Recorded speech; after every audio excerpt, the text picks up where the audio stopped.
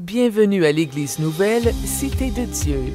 Notre vision, NCD, a été oint par le Seigneur pour être une génération qui inspire, influence et impacte positivement leur environnement par la puissance de Dieu. Notre mission, présenter Jésus-Christ comme le modèle parfait, élargir les frontières du royaume de Dieu par l'évangélisation, réveiller l'Église de Dieu dans notre monde d'aujourd'hui, promouvoir une communion franche entre les croyants, œuvrer à l'évolution spirituelle des membres et à leur formation. Il est un fleuve dont les courants réjouissent la cité de Dieu, le sanctuaire des demeures du Très-Haut. Dieu est au milieu d'elle, elle n'est point ébranlée. Dieu la secourt dès l'aube du matin. Je suis apostolique, prophétique, je suis NCD. Bienvenue, que le Seigneur vous bénisse. The School of the Spirit. Amen. Soyez les bienvenus ce matin dans la présence de Dieu. J'ai commencé un message sur le service.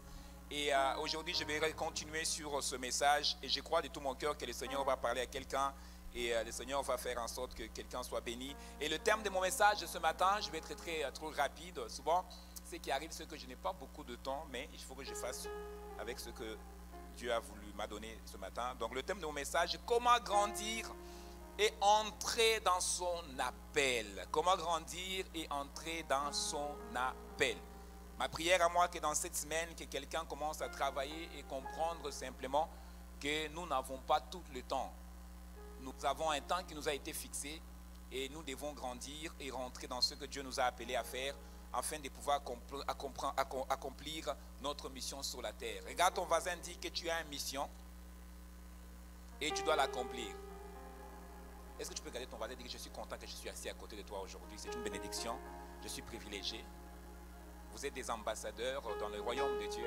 Priez. Et souvent, cette phrase, nous ne la lisons pas souvent, mais nous ne sommes pas seulement des serviteurs, mais nous sommes des ambassadeurs. Donc, nous représentons le royaume de Dieu sur la terre. Donc, quand le ciel le regarde, il nous voit, il voit mes frères, il voit mes sœurs, il dit, waouh, quelle bénédiction que nous avons de représentants du royaume de Dieu sur la terre. Hein, donc, vous devez avoir la fierté. Vous savez, quand vous êtes un ambassadeur de votre pays au Canada, il y a l'honneur, hein? Il y a cet honneur. Quand tu arrives à une place, d'abord, on sent que non, c'est l'ambassadeur qui arrive. Donc regarde toi-même, si quelqu'un ne te dit pas, toi regarde toi-même, dis que je suis l'ambassadeur. Je suis l'ambassadeur. Je ne suis pas n'importe qui là, je suis l'ambassadeur. Je représente le royaume de Dieu. Donc il y a des décisions qui se passent dans le ciel, je suis aussi concerné parce que je suis celui qui représente au ciel. C'est pourquoi ma vie ne dépend pas de ce que les gens disent. Ma vie dépend de ce que l'Éternel parle. Ce que Dieu a dit, c'est ce que je vais faire. Ce n'est pas ce que les gens disent. Souvent, les gens se préoccupent de l'opinion des gens. Ah, donc, okay, garde ton opinion. Mais moi, ce qui me préoccupe, c'est l'opinion que Dieu a de moi. Amen. C'est pourquoi chaque dimanche matin, on prend la Bible, on dit qu'on n'est pas ce que les gens disent qu'on est, mais on est ce que la parole de Dieu dit qu'on est. Et si chaque matin, tu peux confesser cela, tu vas voir. Ce n'est pas les magazines qui te donnent ton vraie identité. C'est Dieu qui te donne la vraie identité. Et notre identité se trouve dans le Seigneur Jésus-Christ. Et nous allons commencer par une verset que j'ai préparé, c'est dans le livre de Genèse. Et je vais parler sur 3 points importants, comment grandir et entrer dans son appel. Il y a des éléments vraiment importants qu'on va voir, qu'on va comprendre pourquoi il est important et pourquoi aussi il y en a beaucoup qui ne rentrent pas dans leur appel. Il y a beaucoup de gens qui sont morts et qui n'ont pas rentré dans l'appel du Seigneur. Il y a des gens qui ont reçu des belles prophéties. Regarde, on va dire qu'il y a des gens qui reçoivent des belles prophéties. Il y a des gens qui ont reçu des prophéties au point où que même toute l'église se sont levés debout. Ils ont applaudi pour leurs prophéties, mais au bout de 2 ans, ils sont décédés. Ils n'ont même pas rentré dans l'appel, ils n'ont même pas rentré dans la moitié de la prophétie qu'ils ont reçue. J'ai prié que ça ne sera pas ton cas. J'ai prié que tu rentres vraiment dans l'appel du Seigneur et que tu vis toutes les prophéties qui ont été dites sur ton propos. Que tu puisses vivre ça, tes enfants le vivent, ta femme le vit, toi-même tu le vis. Et que tout ce que tu as attendu de Dieu avant de partir, tu puisses le vivre au nom de Jésus. Amen. Ton amen est tellement pauvre. Ton amen est tellement pauvre ce matin. Regarde ton voisin, dis, mes voisins, qu'est-ce que tu as ce matin?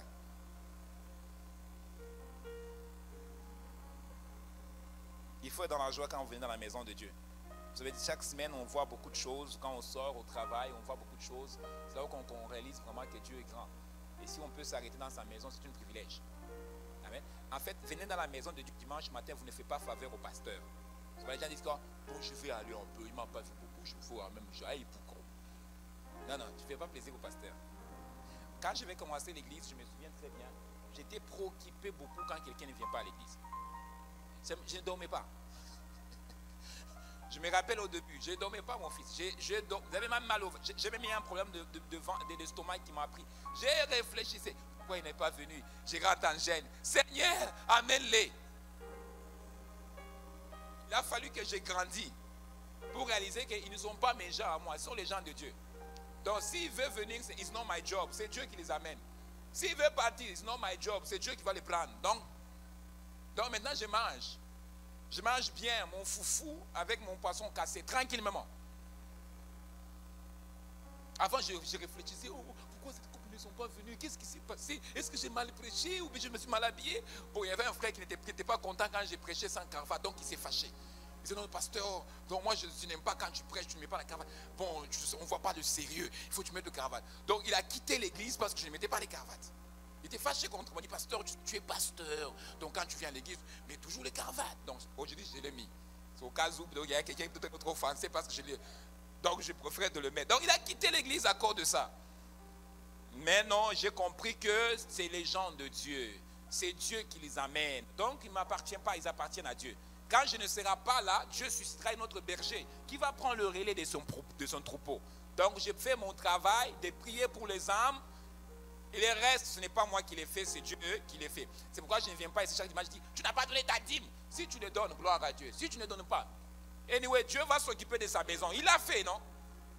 Pendant le confinement, Dieu a pourvu pour sa maison. L'église était vide. Moi, je me souviens que les gens suivaient 4 Zoom. Les gens suivaient live ici, live là-bas, live là-bas. Et quand il s'agissait des temps de données, les gens ne restaient pas en ligne. Les gens s'étaient déconnectés. Mais Dieu a pourvu pour l'église. On n'a pas été endetté, le courant ne nous a pas été coupé, on avait tout resté. D'ailleurs, même en confinement, Dieu nous a triplé même. Donc, Dieu est merveilleux. Il est tellement merveilleux. Est-ce qu'on veut ouvrir nos Bibles dans le livre de Genèse? Genèse. Je vais commencer avec Genèse parce que c'est toujours bien qu'on commence au début pour permettre aux gens de comprendre. Genèse chapitre 28. Et nous sommes en train de parler sur comment grandir et entrer dans l'appel que le Seigneur a mis pour moi. On va voir avec moi, on va regarder quelques points ensemble qui vont nous aider.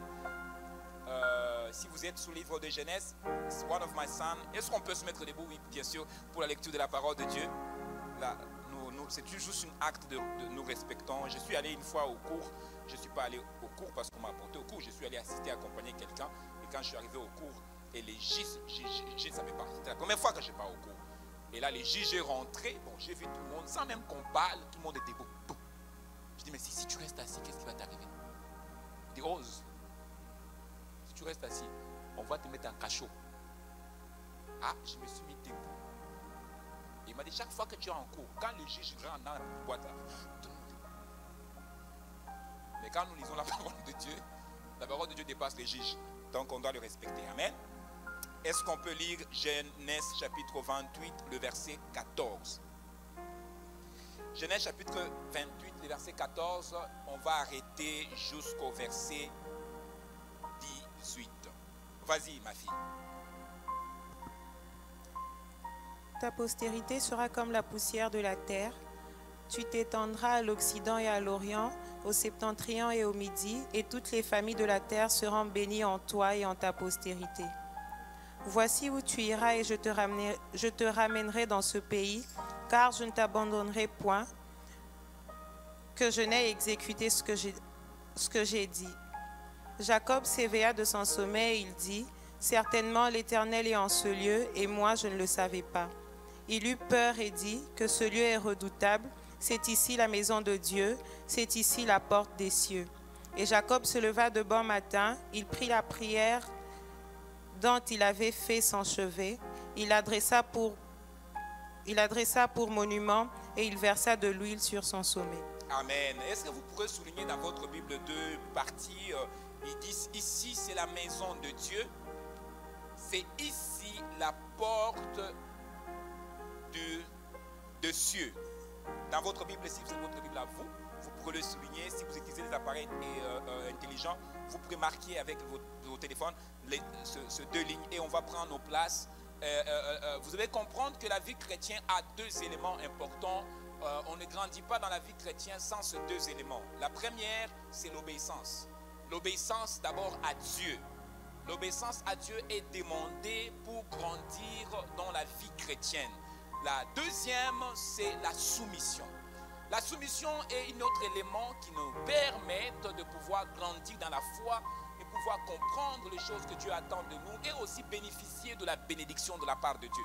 Si ces deux choses ne sont pas dans votre vie, vous allez avoir beaucoup de la difficulté de saisir ou de comprendre la vie chrétienne. Vous aurez aussi la difficulté de grandir. Il vous faut deux choses. L'obéissance. L'obéissance à la parole de Dieu. Qu'est-ce que l'obéissance nous apporte? L'obéissance nous apporte la bénédiction. L'obéissance nous apporte la bénédiction.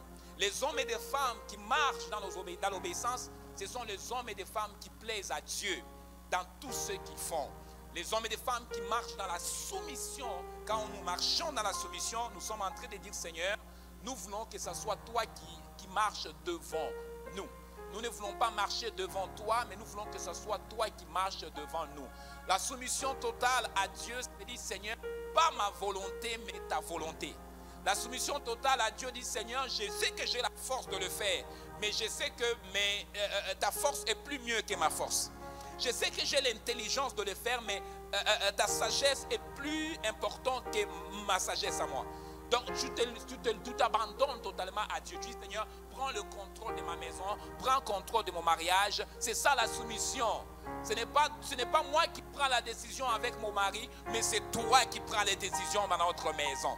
Nous ne sommes pas conduits par nos désirs, mais nous sommes conduits par ta volonté parfaite. C'était difficile pour Jésus. La dernière prière qu'il a fait en Gethsémani, la Bible nous mentionne que Jésus était en train de prier. Je réétudié encore, je continué à étudier pour dire, mais Seigneur, pourquoi Jésus a vraiment prié cette journée-là? Est-ce qu'il avait vraiment besoin de prier cette journée-là? Mais c'était important que Jésus prie cette journée-là, même s'il savait qu'il avait une mission d'aller jusqu'à la croix. Mais cette nuit-là était prophétiquement importante. Parce que c'est dans cette nuit-là que Jésus a accompli une dernière partie qui était la plus importante, de dire, Père, pas ce que je veux. Qui veut dire la soumission totale.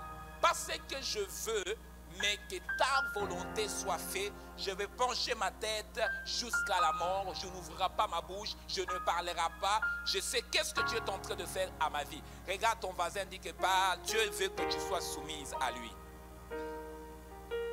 La soumission est importante. Nous avons aujourd'hui ce problème dans l'église, que ces deux choses ne sont pas, ils sont plus fréquents dans l'église. Ces deux choses ne sont pas dans la vie de beaucoup de chrétiens. C'est pourquoi même la plupart de chrétiens, ils n'arrivent jamais à grandir et ils n'arrivent jamais à rentrer dans leur appel. J'aimerais aider quelqu'un aujourd'hui. Prophétiser n'est pas dire que tu es rentré dans ton appel. Prier pour les malades ne veut pas dire que tu es rentré dans ton appel. Parce que souvent les gens s'arrêtent sur le don, s'arrête sous les grâces et il se dit, je vais rentrer dans mon appel. Rentrer dans l'appel de Dieu, c'est être épanoui et bénéficier de grâce et de bénédictions de la part du Seigneur. Être rempli et vivre sous la grâce de Dieu. Même dans le milieu de combat, tu auras la pluie de la grâce de Dieu. Même dans le milieu de la tribulation, tu auras la faveur de Dieu. Même quand les ennemis cherchent à te tuer, Dieu prouvera la protection au milieu de tes ennemis. Parce que ça a été le cas de David. La Bible dit que les problèmes étaient difficiles. Mais David a trouvé le refuge dans le camp de ses ennemis. Parce qu'il avait la faveur de Dieu sur sa tête. Un homme, une femme qui marche dans l'obéissance, qui marche dans la soumission, c'est un homme, une femme qui est épanouie. Regarde ton voisin, dit que je déclare que cette année, je serai épanoui dans tout ce que je suis en train d'entrer. Oh my God. Je pensais que je parlais à un bon voisin. Regarde l'autre voisin, dit, je déclare sous ta vie.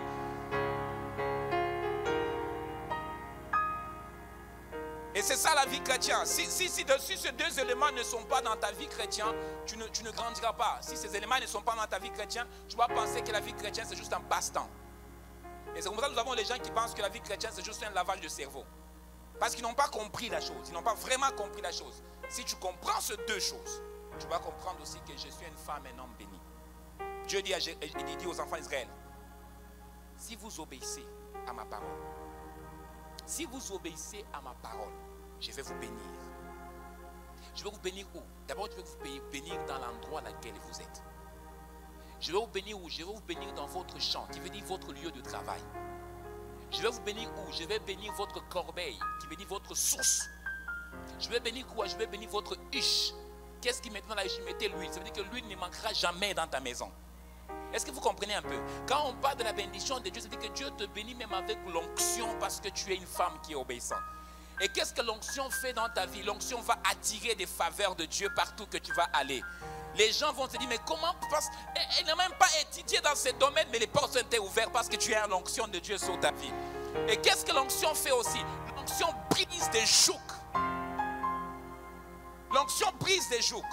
Les gens peuvent connaître le problème, mais quand on arrive à ton tour, le même problème que tout le monde a tombé, mais toi tu vas rester debout.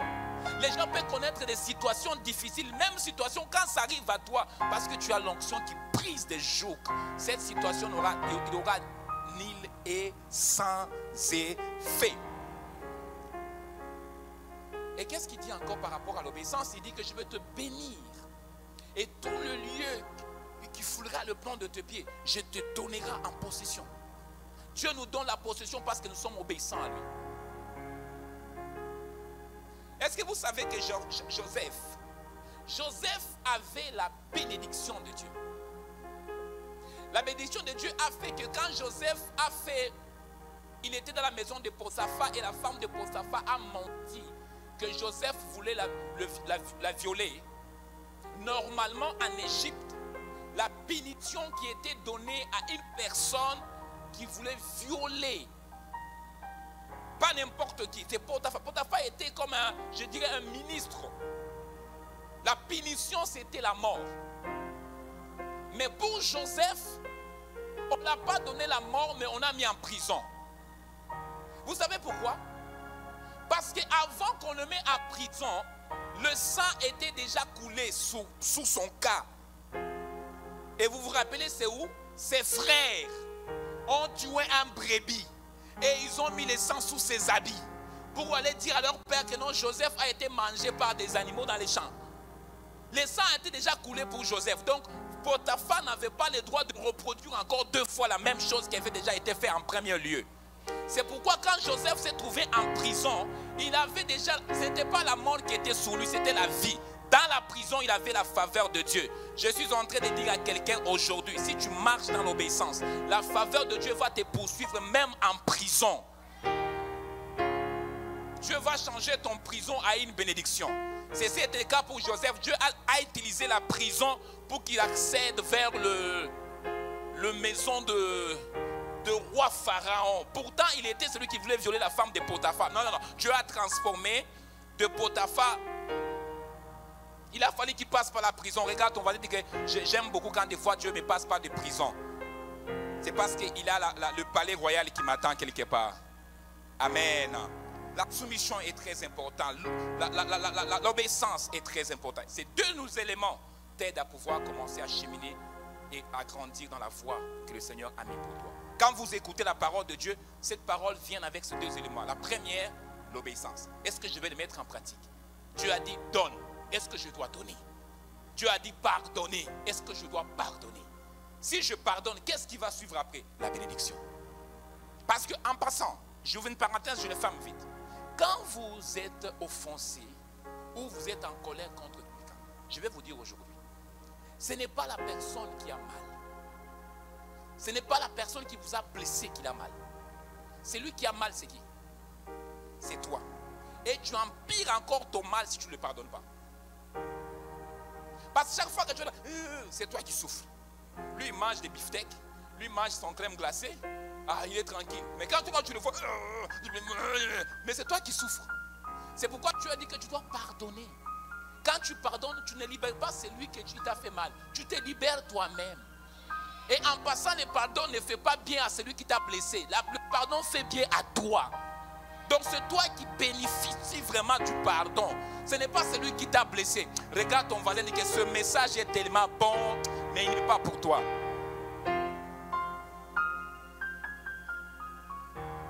Alors c'est pourquoi souvent quand je dis aux gens à l'église, tu dois pardonner quelqu'un. Oh, pasteur Simon, tu ne peux pas savoir ce qu'il m'a fait. Tu n'as pas l'idée par où il m'a fait passer. En fait, oui, il t'a passé par beaucoup de chemins, c'est vrai. Mais la vérité, c'est que lui, il est bien. Hein? Est-ce que lui pense par là où il t'a fait passer? Non. Est-ce que lui pense par les insultes qu'il a fait? Non. Mais qui pense à tous les insultes? C'est toi. Alors qui souffre? C'est toi. Qui est en prison? C'est toi. C'est pourquoi tu dois être une femme très réveillée pour dire, si quelqu'un m'offense, je le pardonne. Parce que si je le pardonne, je suis en train de permettre que la bénédiction de Dieu soit continuellement sur ma vie. Parce que le non-pardon bloque la bénédiction de Dieu de couler. Pas sur la vie de celui qui t'a offensé, mais sur ta vie à toi. La première chose qui va nous aider à grandir, et en rentrant notre appel, j'ai parlé ici, j'ai commencé par dire, la vie chrétienne compose de deux choses, compose de l'obéissance et la soumission totale. La première chose qui va t'aider d'abord à grandir, c'est de trouver d'abord ton Bethel. Pourquoi le Bethel est si important? Je vais expliquer ça de la bonne façon. Trouver une assemblée. On ne grandit pas si on ne trouve pas un endroit où on va se fraterniser avec nos frères et sœurs. L'église locale est importante pour ta maturité spirituelle. Si dans l'Ancien Testament, la présence de Dieu était importante, dans le Nouveau Testament, le rassemblement aussi est important. Vous allez remarquer que si le diable veut frapper l'église, la première des choses qu'il va faire, c'est de vous mettre en division. Si vous mettez en division, il a l'accès pour vous frapper de la bonne façon. Mais Jésus vient et dit que vous devez être unis. Parce que c'est dans l'unité que vous arriverez à vaincre l'ennemi. Mais le diable, il sait que si l'église se lève et qu'ils comprennent qu'ils ont un rôle à jouer, les pieds jouent son rôle, les mains jouent son rôle, la tête joue le rôle, ils vont être forts. Alors pour ne pas y arriver à cela, le diable met toujours le tisani dans l'église. Il met toujours des séparations dans l'église. La main ne veut pas travailler, les pieds ne veulent pas travailler, la tête ne veut pas suivre. Il met toujours cette forme de désordre. Parce qu'il veut regarder l'église toujours en arrière. Quand j'étais entré d'enseigner à l'école des serviteurs dimanche soir, je les ai dit que pourquoi les églises d'aujourd'hui, nous n'avons pas le miracle qui s'est produit avec les apôtres. Pourtant, la promesse de Jésus était simple. Il a dit, vous ferez des miracles plus que ce que j'ai fait. Je vous rencontre toujours ce témoignage quand j'étais parti en Afrique, dans la convention avec le prophète Jonas. Je vous rencontre souvent ce témoignage. Quelque chose que ça faisait longtemps que je n'ai pas vu. Nous étions à la convention, j'ai intervenu, je crois, le matin, la garnison des prophètes, pardon. Et le matin, il y avait une dame qui est venue avec un enfant. Une dame qui est venue. Sa maman était malade, elle était mourante. Et il est venu avec un chandail vers 5 h du matin. Il est venu avec l'habit de sa mère, parce qu'on avait demandé que les gens amènent leurs habits de leur mère, tout ça compris, les objets, tout ça. On a prié. Et elle est partie à l'hôpital pour déposer l'habit sous le corps de sa mère. Bon, quand il est arrivé à l'hôpital, quand il a déposé, bon, on a annoncé que sa mère est décédée. Sa mère est morte. Et là, quand il a déposé l'habit, quelques minutes plus tard, les infirmiers, les docteurs sont revenus pour dire non, en fait, elle est réveillée. Elle vient de se réveiller. Et la dame a appelé, nous étions encore là à la garnison du prophète, et il a dit que maman vient d'être ressuscitée. Et quand j'ai entendu ça, j'ai sauté là où j'étais. J'ai dit, waouh, ça veut dire que le miracle des vivants, Dieu ressuscite encore de morts, même en 2000. Il le fait. Mais pourquoi cette puissance n'est pas fréquente dans l'église aujourd'hui? Pour une simple raison, l'église n'est plus composée comme il était autrefois. L'église est divisée, l'église n'est pas unie. Parce que c'est dans l'unité que le miracle et les prodiges prenaient place. La Bible dit qu'il s'est trouvé au temple, acte 2. Ils se réunissaient tous les jours. Ils partageaient la parole et ils partageaient le repas ensemble. Et la suite, Dieu ajouta à l'église chaque jour les personnes qui manquaient. J'ai déjà déclaré ça à Cité de Dieu, mais je déclare aussi dans ta vie que Dieu ajoute chaque jour dans ta maison les choses qui manquent. Parce que l'unité a produit la bénédiction. L'unité, même dans votre couple, avec votre mari, votre femme, vous devez toujours chercher à être dans l'harmonie. Parce que je vous ai dit la semaine passée, je ne parle pas ici de l'unité de la chair, mais je parle de l'unité de l'esprit. Parce qu'il y a des gens qui sont unis, on dit là où 2 ou 3 sont unis en mon nom. Je vais vous dire aujourd'hui que quand on dit là où 2 ou 3 sont unis, on ne parle pas que c'est juste des corps qui se viennent ensemble. Nous avons l'habitude dans nos églises de dire, oh, nous sommes maintenant deux bien-aimés. La Bible dit là où deux ou trois ils sont unis. Frère, quelle garantie que tu as que vous êtes ensemble avec la personne qui est assise là? Il y a des gens qui viennent seulement ensemble, mais son esprit n'est pas là. Son esprit est parti au village en Haïti.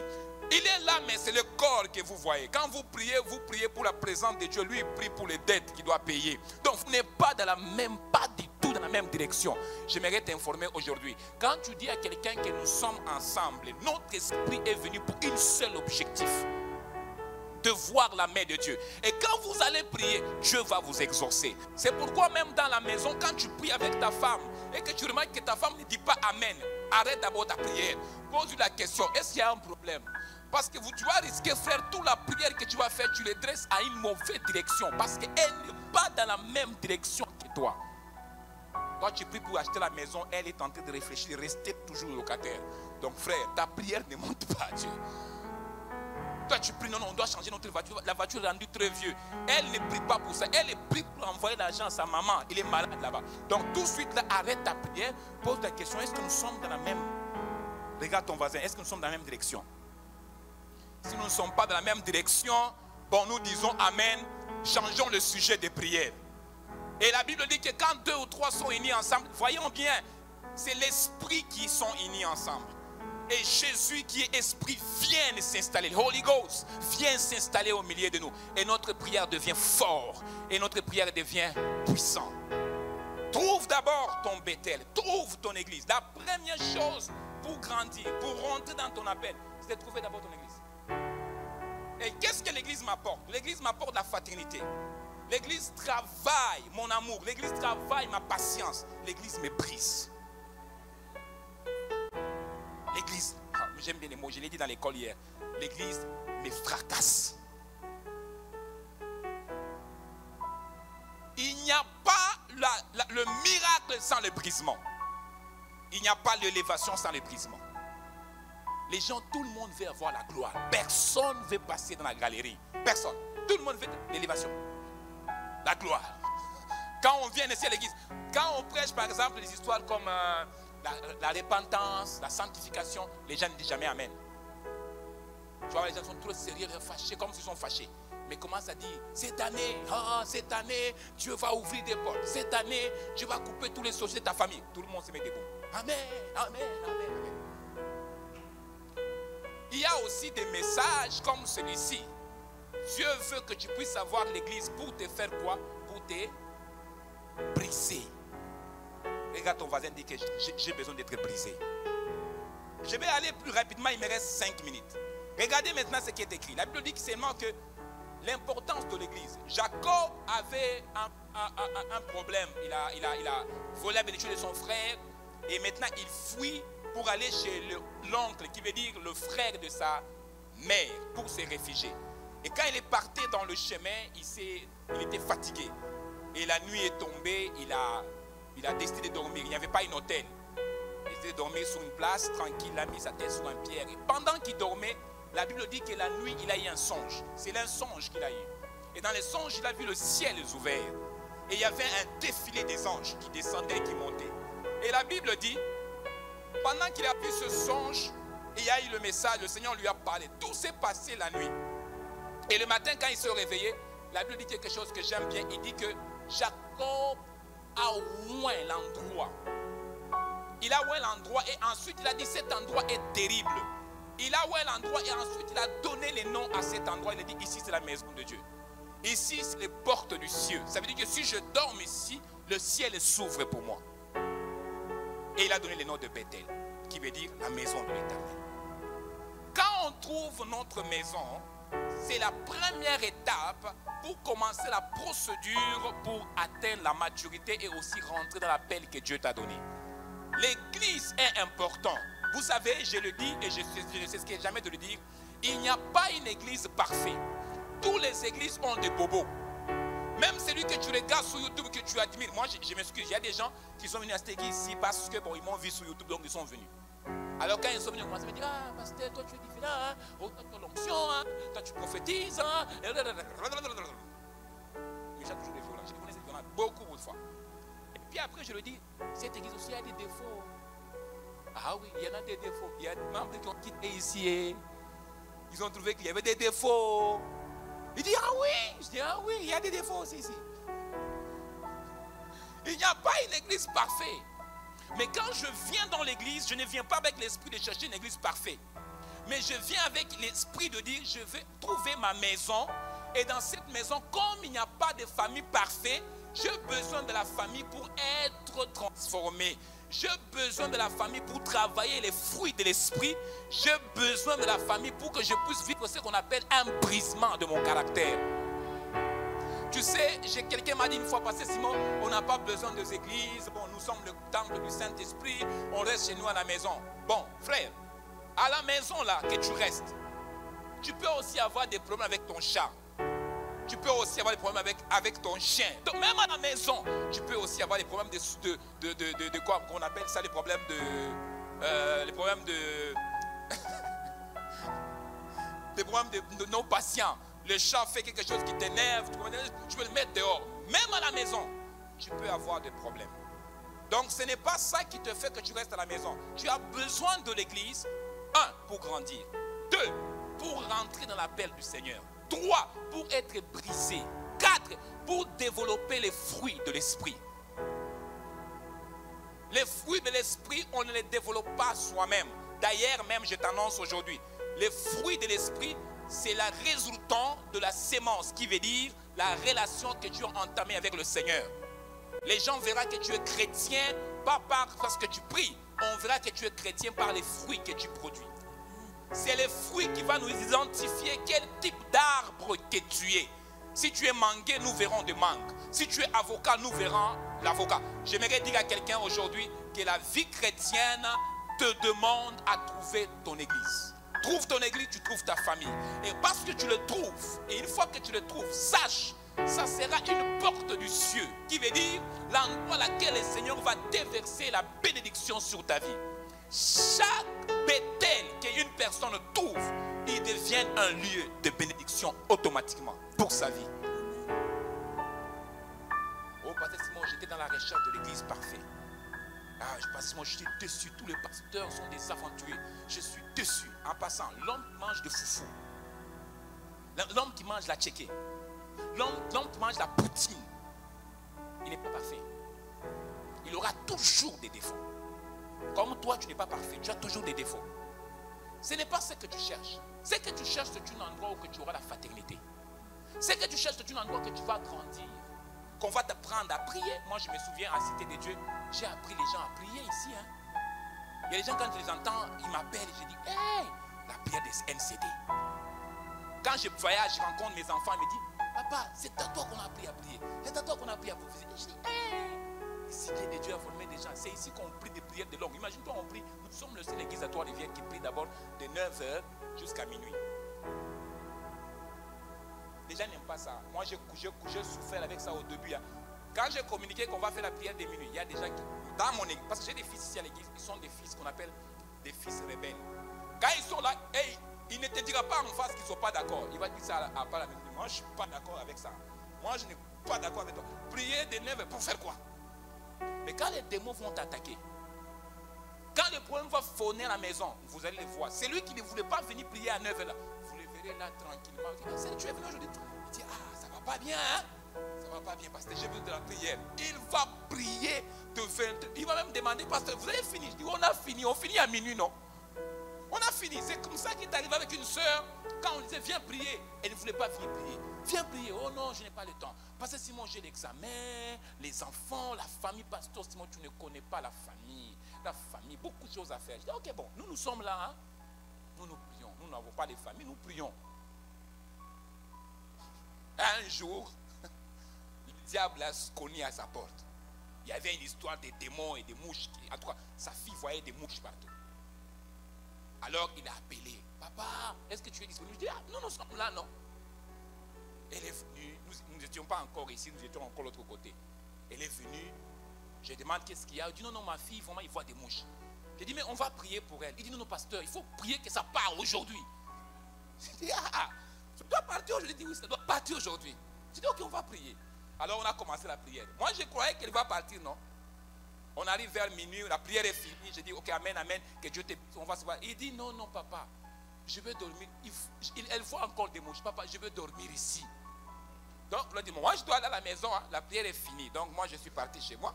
Elle est dormir, je vous dis la vérité, elle est dormir ici à l'église. Le lendemain, nous sommes venus ici prier pour elle encore. Elle est devenue fidèle pendant une semaine.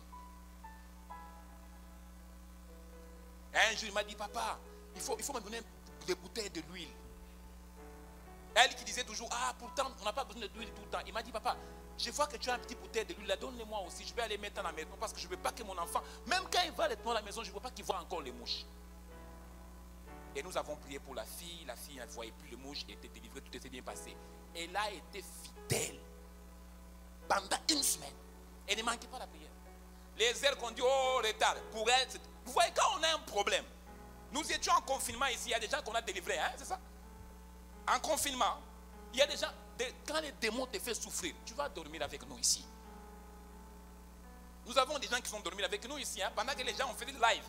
Il y avait des gens ici dans la salle. Ils dormaient avec nous à cause de problèmes. Il y a une dame qui est venue ici, on a prié pour elle. Elle a vomi 4 sacs. Hein? 4 sacs de démons. Dès qu'il a été délivré, il a disparu. La délivrance fait du bien.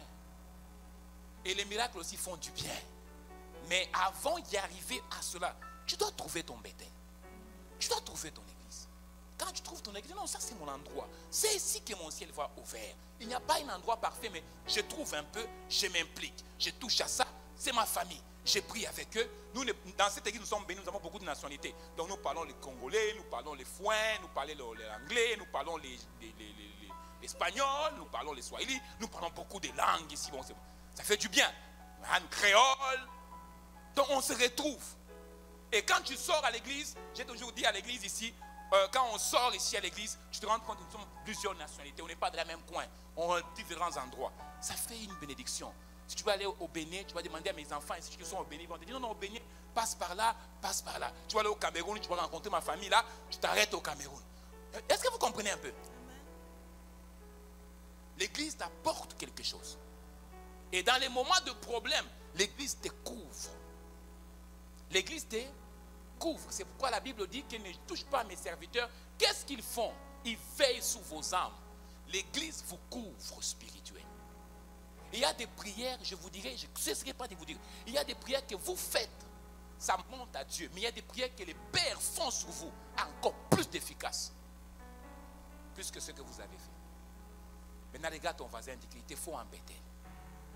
Il te faut une maison, il te faut une église. Et la semaine prochaine, si Dieu nous donne encore la grâce, on va continuer sur ce même série. Ma prière à moi, que quelqu'un puisse grandir. Et ma prière à moi, que quelqu'un puisse faire un pas dans son appel. Si nous pourrons le voir 3 ans plus tard, on va voir qu'il est apôtre. Pourquoi? Parce qu'il a compris que non, même un apôtre, on le présente. Jésus, on l'a présenté. Mais qui va te présenter si tu n'as pas encore ton église? Tu es prophète, tu prophétises bien, mais tu n'as pas ta maison. Qui va te présenter? Il faut que quelqu'un te présente ton nation. Comme un papa, les jours du mariage, présente sa fille. Toutes les filles rêvent que leur père le conduit dans la salle. Et puis il dit au pasteur, qui demande, donne à l'enfant au mariage. Je l'ai fait avec mon fils ici. Qui donne enfant au mariage? Ça fait du bien qu'un papa dit, c'est moi qui le donne. Parce que la femme ne quitte pas ses parents, hein, juste pour vous informer. Hein. Il ne quitte jamais ses parents. Même les jours du mariage, c'est le transfert qu'on fait. Donc il quitte les papas, il revient maintenant les papas de l'autre encore. C'est les hommes qui quittent leur papa. Dans la Bible, c'est écrit bien, l'homme quittera son père et sa mère. Mais ce n'est pas écrit que la femme quittera son père et sa mère. Donc, en réalité, les femmes ne quittent jamais leur père. On les transfère seulement les dossiers. De l'autre à l'autre. Est-ce qu'on peut se mettre debout? Est-ce qu'on peut se mettre debout? J'aimerais juste que tu fasses cette prière avec moi ce matin. Tu dis, Seigneur, je suis un peu dans le trouble un peu. Je ne sais pas où est ma maison. Je ne sais pas, je n'ai pas encore fait mon choix. Mais aide-moi à trouver mon bétail. Donne-moi mon bétail, donne-moi ma maison, donne-moi un endroit où je vais prier. Toi qui me suis en live, toi qui me suis sur les différentes plateformes, que Dieu te fasse grâce que tu trouves une maison, une église. Il y a quelques années de cela, le Seigneur m'avait dit de refuser d'accepter que tout le monde t'appelle père. Parce que ce n'est pas tout le monde. Tu n'es pas le père de tout le monde. Tu es le père des enfants que je t'ai donnés. sous qui Dieu est le pasteur. Et une fois, j'ai dit à quelqu'un, je l'ai prophétisé, et puis il m'a dit, je décide que tu deviens mon père. Je dis, papa, donc toi, tu décides que je deviens ton père parce que je t'ai prophétisé. Non, je ne suis pas ton père, je suis juste un homme de Dieu que ton pasteur a invité. C'est lui ton père, ton pasteur, c'est lui ton père.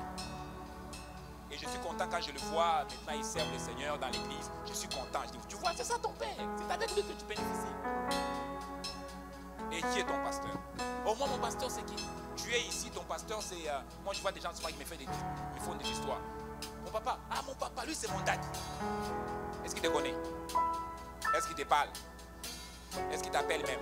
Oh non, non, on est connecté en esprit. Frère, même ton père à la maison, tu dois le voir, non? Tu dois parler avec lui.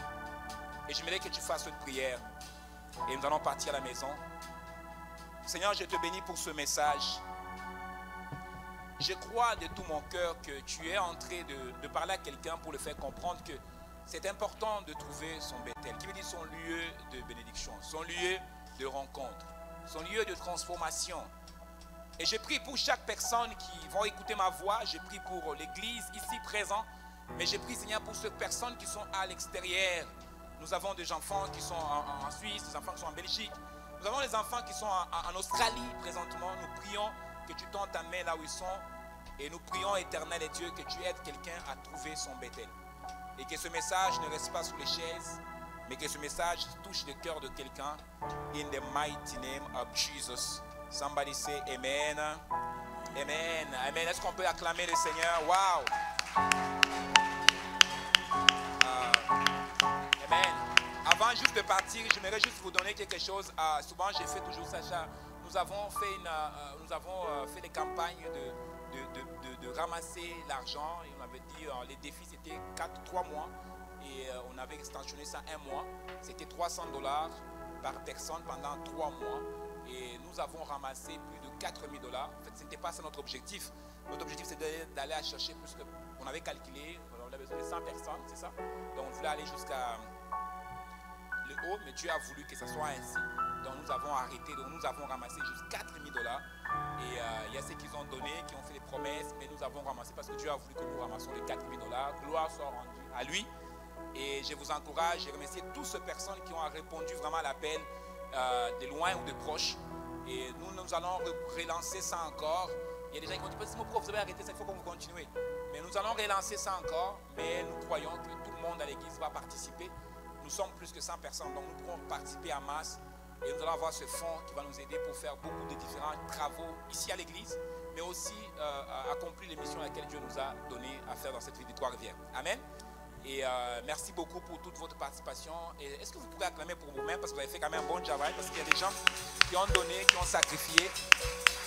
J'ai le témoignage de Patricia, Diana, qui a donné, il a donné les $300. Quand il a donné les $300, le lendemain matin, l'argent qu'il avait donné c'était pour la nourriture. Le lendemain matin, sa fille l'appelle, lui dit on va aller au Super C, et sa fille a payé pour elle, sans être au courant, elle a payé plus de $300 de la nourriture. Donc, il y a des témoignages comme ça qui ont pris place. Mais merci à tout le monde. Quand nous allons relancer, sois aussi le premier à participer. Nous avons eu des étudiants qui ont donné, qui sont les étudiants, mais qui ont sacrifié le $300 pour l'avancement de l'œuvre de Dieu. Il y a une de mes filles, Janet, dès qu'il a entendu ça, elle était le premier. Il n'a même pas réfléchi. Il a donné son $300, il a closé avec ça. Amen. Merci à tous ceux qui ont donné. Ceux qui ont donné $100, ceux qui ont donné $150, au fond de mon cœur, je vous dis merci. Que le Seigneur vous bénisse beaucoup et que le Seigneur ajoute encore sur vous. Nous sommes tellement touchés par votre art. C'est un acte de sacrifice. Il y a un qui a donné $50, mais merci. Parce que c'était l'argent que vous avez donné. C'est ce que Dieu vous avait donné. Merci beaucoup, merci beaucoup. Que Dieu vous bénisse beaucoup. Est-ce que vous pourrez tendre nos mains? Je vais prier pour vous. Et je vais vous souhaiter bon dimanche. Et la semaine prochaine, dans quelques semaines, on a la fête de mer. Et les 15, c'est les 15 qui est la nation, la fête de nation. Les 15, on a le repas de nation. Invite quelqu'un et toi aussi viens. Habille-toi traditionnellement si tu peux. Parce que quand on a dit habillez-vous en blanc, et les gens qui ne sont pas venus à l'église, on a dit habillez-vous en blanc. Donc habille-toi traditionnellement, mets quelque chose sur toi et viens et nous allons célébrer ensemble. En même temps, avant que j'oublie, je vais prier pour ma fille Martha, venga Martha. Venga Martha.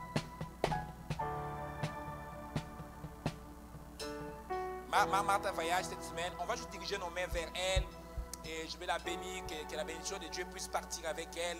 Elle part en Colombie. Hein? Good. On va prier que la faveur de Dieu soit sur elle. Tu reviens bientôt? 4 juillet. Presque 2 mois. Ouh, c'est beaucoup ça. On va s'ennuyer de toi. Ta chaise va être vide longtemps. Ok, est-ce qu'on peut diriger les mains sur elle? On va prier. Nous l'aimons beaucoup, Martha. Nous aimons beaucoup notre maman ici. On l'aime beaucoup. On va diriger nos mains sur elle. On va prier pour elle. Seigneur, je prie pour ma fille. Je le recommande entre tes mains. Seigneur, je prie que ton ange l'accompagne. L'ange de cette maison l'accompagne. Laisse que tous les longs de son voyage, nous interdisons aux mauvaises nouvelles d'abord, au nom de Jésus. Et nous prions, Père de grâce, que tu accompagnes. Comme tu as dit, tu bénis notre allée et tu bénis aussi notre retour. Que son allée soit bénie in the mighty name of Jesus. Et que son retour aussi soit béni. Qu'elle soit une source de bénédiction pour la famille qu'elle va voir là-bas, particulièrement sa mère qui est malade. Mais je prie que tu interviennes dans le nom de Jésus. Nous l'envoyons avec joie, nous l'envoyons avec bénédiction. J'impose ma main sur elle et je prie que ta grâce, que ta bénédiction l'accompagne dans le nom de Jésus. Que j'ai ainsi prié avec action de grâce. Amen. Amen. Dieu bendiga. On dirige nos mains à Dieu. Seigneur, je bénis cette église, je bénis NCD, je bénis chaque famille qui est venue ce matin, je bénis chaque couple qui sont là, je prie que tu tends ta main sur eux, bénis eux Seigneur, laisse que leur retour soit une bénédiction. Toi qui as voulu qu'ils soient ce matin à l'église, bénis leurs offrandes qu'ils ont données, leurs dîmes qu'ils ont données. Je prie Seigneur que tu ouvres les écluses du ciel sur leur vie. Et je déclare prophétiquement dans la semaine que le miracle s'attache à leur vie. Je suis en train de prier parce que à partir de déjà, nous sommes dans le mois de mai. Je couvre ce mois par la puissance au nom de Jésus. Que ce soit une mois de grandes choses. Que ce soit une mois de miracles et de la visitation de la part de toi.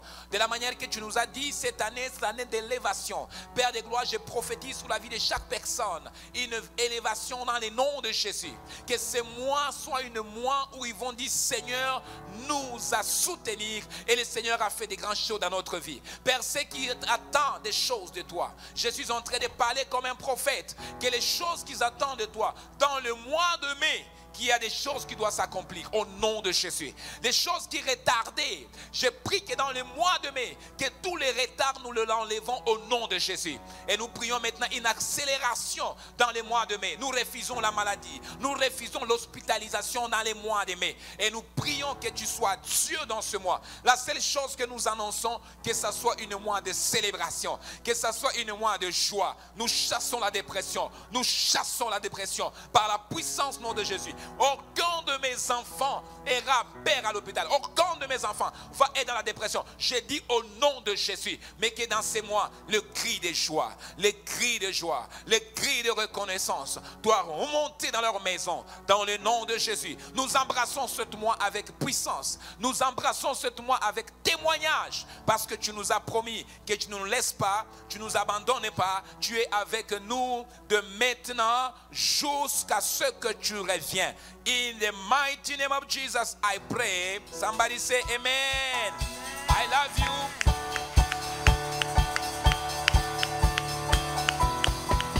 Que Dieu vous bénisse beaucoup. God bless you. Dios bendiga. Mungu amibariki. On se voit dimanche prochain. Soyez bénis.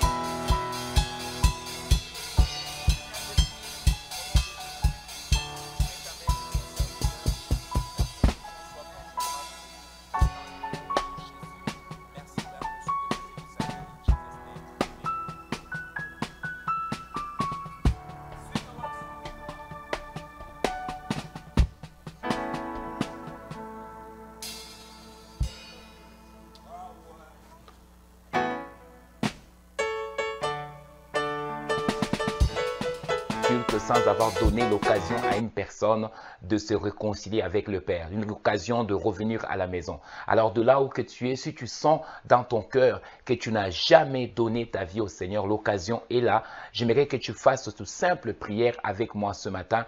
La Bible dit qu'il y a la joie quand une personne vient au Seigneur. Alors répète cette prière avec moi. Juste penche ta tête de l'endroit où laquelle tu es et répète cette prière. Dis simplement, Seigneur Jésus-Christ, merci. Merci d'avoir choisi de mourir à la croix pour moi. Je t'accepte ce matin comme le Seigneur et Sauveur de ma vie. Je me repens de tous mes péchés. Conduis-moi dans le chemin de la vérité, car tu es la vérité. C'est dans les noms puissants de Jésus que j'ai ainsi prié. Amen. La Bible dit qu'il y a la joie au ciel quand une personne s'est convertie. Alors de l'endroit là où tu es, je t'inviterai à pouvoir nous écrire, à nous appeler. Il y a une équipe qui prendra le temps de faire les suivis avec toi. Que le Seigneur Dieu te bénisse beaucoup. Sois béni.